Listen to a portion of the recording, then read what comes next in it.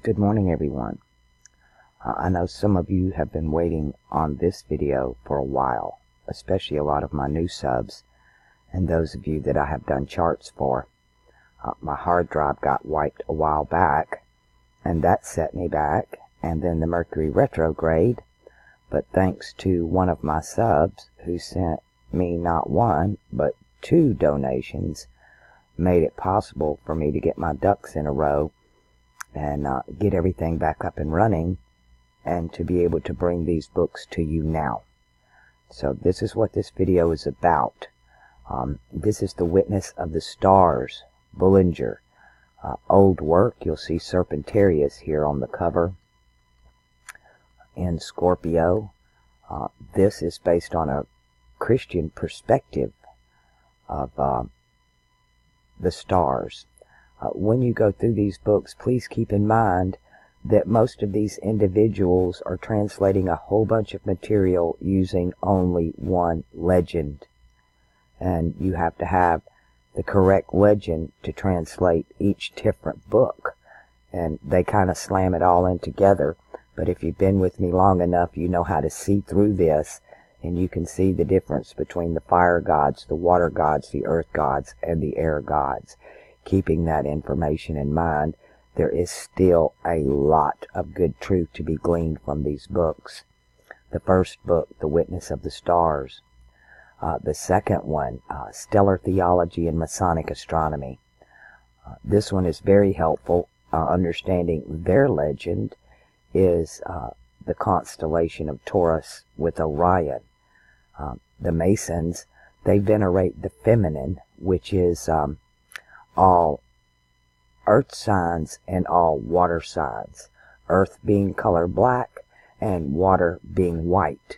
So hence the black and white Masonic symbols, to where the Tibetan monks that wear the yellow and the red venerate the masculine or the patriarch with yellow fire and red air.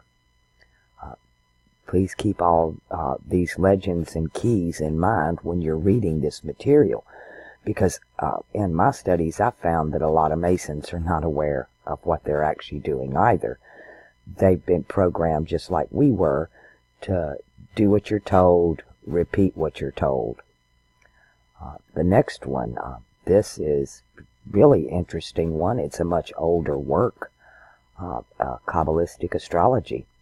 You will find a lot of information based from a Kabbalistic view, understanding that's the fire god, and the views of the planets and the constellations themselves. I found all of this material useful. The next one is the Picatrix. We've talked a lot about this book. This comes from, it's a cobbled book, meaning come from many, like Kabbalah, put together from ancient wisdom of the Persians and the Arabs.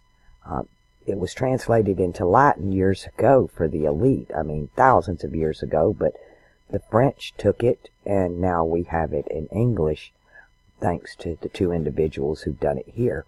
But you will begin to understand the magic that the elites use when they're doing their rituals, and it'll all become a lot more clear to you using the mansions of the moon, which is mentioned in the New Testament. When Jesus says, "In my Father's house are many mansions," it is referring to the mansions of the moon. And when he prayed in the garden, it was at night, not under the light of the sun, but in the light of the moon, 1 hour. And those are all keys telling you when all this is to occur, being right before the Passover. And they do their Passover 15 days after the equinox. Again, another locked clock, but you cannot see the stars in the day. And in the spring, the stars in the fall are what appear in the sky. In the summer, the stars in the winter appear in the sky. It is Christmas time now, so the stars that are in the summer solstice appear in the sky now, which is actually, as of 2017, Taurus now holds the position of the summer solstice. So we're looking at about a 72-year period for the rest of that cross to move on into that summer solstice, winter solstice, spring equinox, fall equinox. All right, 4 books. You know what you got to do. Send me an email requesting the books. Because of the size of some of them, I am not able to upload them in one email. The Witness of the Stars being bigger than the rest of them in its format, so I will do them 2 and 2. So if you'll send me an email, I'll make sure you get all 4 copies of these. I know several of you have been waiting on them for a while.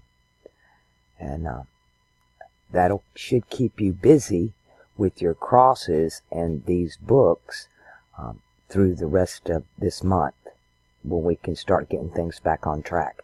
In the meantime, I'm just going to continue doing charts.